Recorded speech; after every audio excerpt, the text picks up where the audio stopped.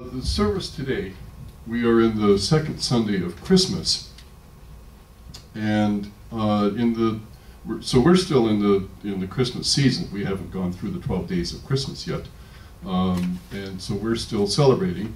It's Happy New Year, and the lessons do have a lot to do with giving people a major amount of hope, a major amount of God really is active, doing the kinds of things that are necessary to help people find rescue and to survive in the middle of a lot of trouble.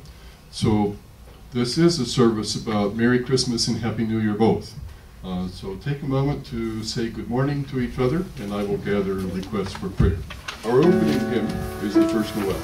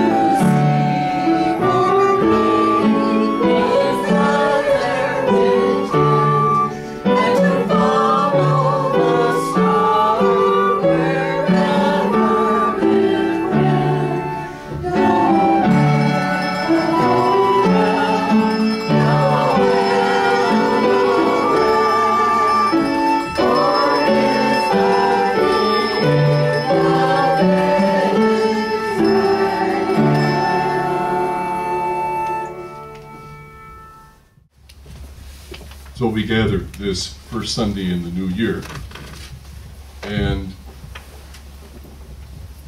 maybe some of us are a bit tired of holidays and all of the celebrating, and maybe some of us are a bit tired of all of the cleaning of houses, getting ready for those celebrations. And so we look at this new year and this time to celebrate and say, what's so new about it? And here come these words.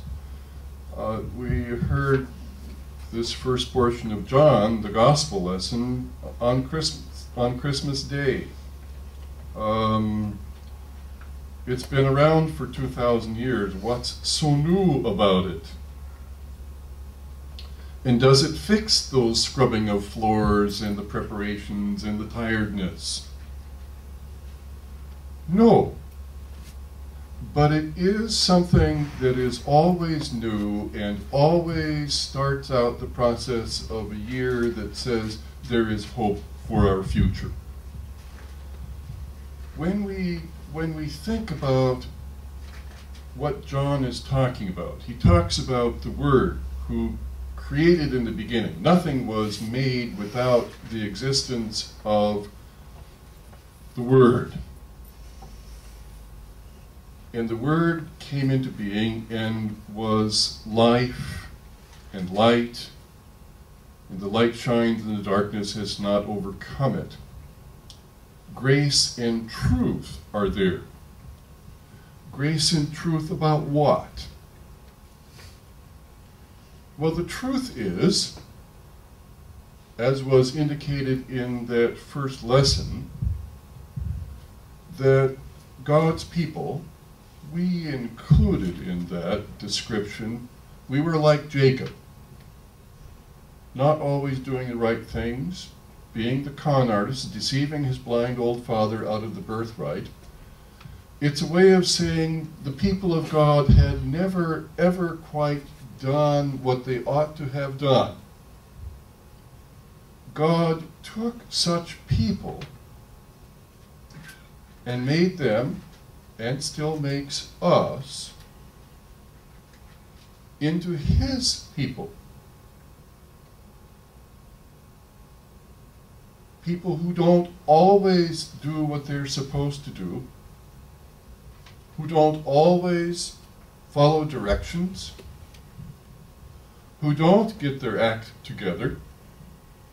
God comes and says, nevertheless, I choose you. I make you my people. I call you by name in baptism. You are mine. The truth about us is that we have not and do not deserve God's choosing. We have not earned that. But that the grace part of it is that God chooses us to be his children anyway, who were born not of blood or of the will of human beings, but because God chose to do that.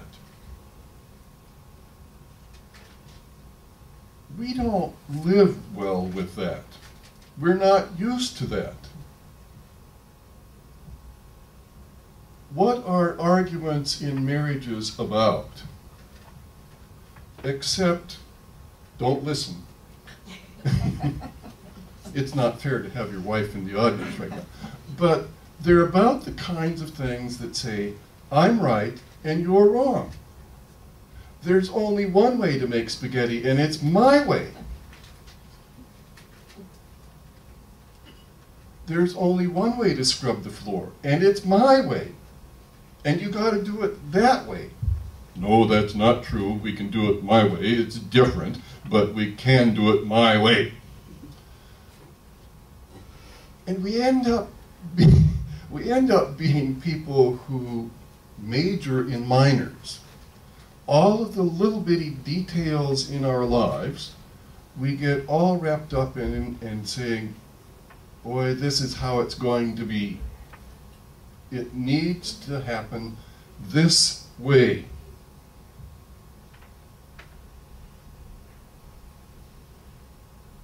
We are not good at being very gracious people.